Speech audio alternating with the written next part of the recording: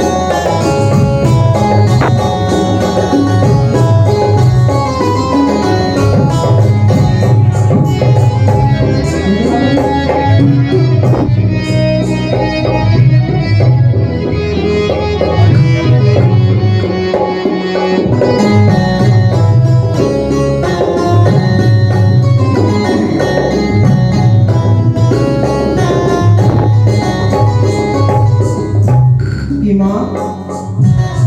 नैन है तेरे रंग बिरंगे, रूप तेरा अति माया।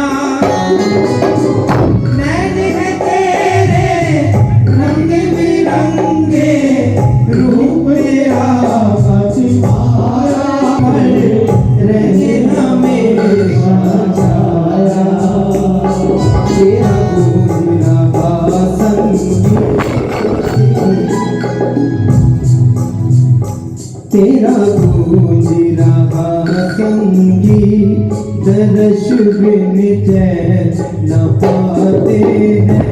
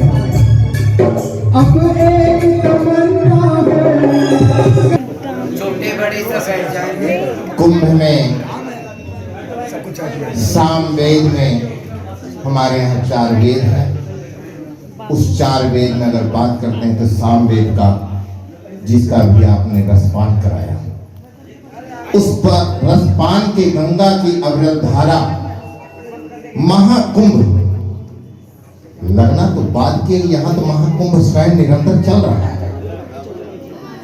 ऐसे आचार्य श्री महामंडलेश्वर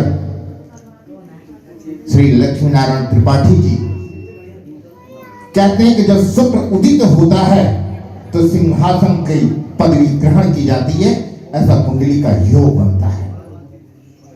आपका सूर्य और मंगल और शुक्र तीनों ग्रह उच्च के होने के कारण आप पद्मासीन नहीं, अभी आपको राजसत्ता का भी सिंहासन प्राप्त होगा। क्योंकि जहां तक आपको दृष्टिगत होता है तो वहां तक मनुष्य होता है, जहां से अदृश्यमान होता है वहीं से भगवान होते हैं। सौभाग्य है कि कीर्तन सकीर्तन जनमानस तो हर जगह मिलता है, परंतु नर और नारायण हर जगह नहीं मिलते हैं। ऐसे में अभिभूत हैं सब भक्त, जिनके मध्य में आपकी अध्यक्षता और आपके आतिथ्य के लिए सब लोग कृतार्थ हैं कि आपने अपना बहुमूल्य समय में जो आशीर्वाद दिया है वह सभी लोगों के लिए धन्य है। और मां जगदम्बा से सभी लोग प्रार्थना करते हैं कि आपका 4 दिशाओं में ऐसे ही कीर्ति फैलती रहे और नर और नारायण की कृपा बनती रहे। और दूसरी बात मैं आपको बताऊंगा कि हमारी जो बहन जी है, जब मुझे बताई कि मैं महामंडलेश्वर बनने जा रही हूँ, तो मैं कहीं यात्रा में था, हमने कहा 10 मिनट रुको। बोले क्यों? मैंने कहा कि भाई कहती हो तो रुकना पड़ेगा। बोले क्यों? मैंने कहा कैलकुलेशन करता हूँ। ये प्रश्न था, शायद हमने 2 घंटे बाद जवाब दिया था, क्योंकि मैं यात्रा में था। तो मैंने कहा कि 2 घंटा लगा। उसके बाद हमने व्हाट्सएप पे लिखा शुभम भवतु, आगे बढ़ो। और ये जो सौभाग्य है ये पूर्व निर्धारित है। यहां पर अगर कोई कहता है कि मैं कुछ कर रहा हूं तो आप कुछ नहीं करते हैं, करता तो कोई और है, नाम केवल आपका हो रहा है। तो हम सब लोगों की तरफ से एक बार करतल ध्वनि मंगल शुक्र का कम्युनिकेशन कीजिए। एक बार करतल ध्वनि से हमारे आचार्य श्री महामंडलेश्वर जी का अभिनंदन करें और आचार्य श्री जी का और हमारे अतिथिगण में बहन जी हैं और आए हुए अभिभूत हैं और आप सबके लिए एक बार हमारी तरफ से अभिनंदन है, प्रणाम है, जय माता दी। और सबसे बड़ा कंठ के सरस्वती पुत्र कहे जाने वाले आप सब जो अलौकिक अपना रसगान किया आपने, उसके लिए मैं आप सबको कोटि कोटि प्रणाम करता हूँ, अभिनंदन करता हूँ। इसके बाबा के दरबार में कहते हैं कलयुग में झूठा ही लेना या झूठा ही देना, झूठा ही बोला व झूठ चवेना। ये पुतला जो है झूठा है, ये पुतला क्या है? झूठा है, ये कुछ नहीं है।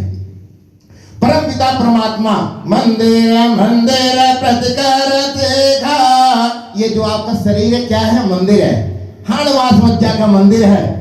इस मंदिर के अंदर जो विराजमान भगवान है, उसको अगर एक बार पहचान लेंगे तो वह अंतःकरण का ममता मई जागृत हो जाएगा। पवन जी ने गाना भी गाया था, राधा क्या जाने उस पीड़ा को, कृष्ण तू क्या जाने उस पीड़ा को। जब मां बन के 9 महीने के कोख में उस रसपान बच्चे को पालन करेगा, अपने स्तन से उस दुग्ध को जब वात्सल्य प्रेम को पिलाता है, तभी तो जानता है कि ममता का महत्व क्या है। वो ममता वही जानती है जिसके संतान होता है। ऐसे रसपान में करने के लिए आज हम सबके अभिभूत हमारे मध्य में विराजमान, विरचित विराजमान, आपको हम साष्टांग दंडवत प्रणाम करते हैं। भगवान अर्धनारीश्वर आदिदेव महादेव, जय श्री शंकर, जय गंगाधर, करुणाकर करतार हरे, पार्वती पति हर हर शंभो, पाहि पाहि दातार हरे, जय कैलासी, जय यमुनाथी, निरंकार साकार हरे, पार्वती पति हर हर शंभो, पाहि पाहि दातार हरे। भक्तों पर सर्वस्व लुटाकर बड़े मथानी सी योगी, क्या बात है। महादेव जब देते हैं ऐसे छपड़ फाड़ के देते हैं, जैसे आप लोग आज आशीर्वाद ले रहे थे, ऐसा ही आशीर्वाद आपका मिलता रहे। और कुंभ के लिए, कुंभ में बहन जी को अभी आनंद की अनुभूति होगी और महामंडलेश्वर से अभिभूत होंगे। और अभी मैं निवेदन करता हूं अपने मुखारविंद से आशीर्वचन लो और हम सब लोग उस आशीर्वाद को ग्रहण करेंगे। हम निवेदन करते हैं और आग्रह करते हैं कि एक बार आप अपने मुखारविंद से सभी को आशीर्वाद प्रदान। हमारे अखाड़े के निम्बार्क पीठ के दीक्षित महंत, सखी संप्रदाय के और सबसे सुंदर हम सब में जो परम पिता परमेश्वर सच्चिदानंद स्वरूप का कण, हर नर नारी पुरुष बच्चे सब में जो उपस्थित है, उन सबको मैं दंडवत करते हुए अपनी वाणी का शुरुआत करती हूँ। जैसे भैया ने बोला कि मेरी बहन, ये हमारी महामंडलेश्वर के भाई बने, तो भले हम आचार्य महामंडलेश्वर है, पर मेरा पूरा अखाड़ा एक परिवार है और मैं परिवार ही समझती। दूसरे अखाड़ों के जैसे नहीं कि आचार्य गद्दी अलग है, महामंडलेश्वरों का अलग है, पीठाधीश्वरों का अलग है, हम एक परिवार हैं। और आज कोरोना काल, अब तो वैक्सीनेशन भी शुरू हो गया है। कोरोना काल के बाद ये पहली ऐसी, मतलब मैं 1 घंटे के लिए आने वाली थी। लाख भाई हैं, लाख पीहर है, पर आचार्य गद्दी के अपने नियम होते हैं। मैं आती और चली जाती। हाँ बेटा जी, या सबकी बुआ हूँ मैं।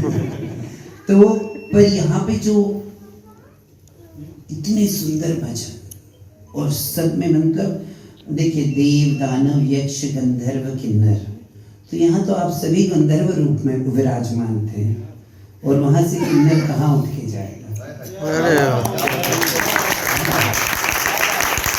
और इतनी सुंदर, मतलब मैं तो हर एक जन के वाणी, मतलब मन आत्मतृप्त हो गई। इतनी पॉजिटिविटी यहाँ पे थी। और स्वयं भुवनेश्वरी का वास, उनके आंचल की छत्र छाया में हम सभी बैठते हैं।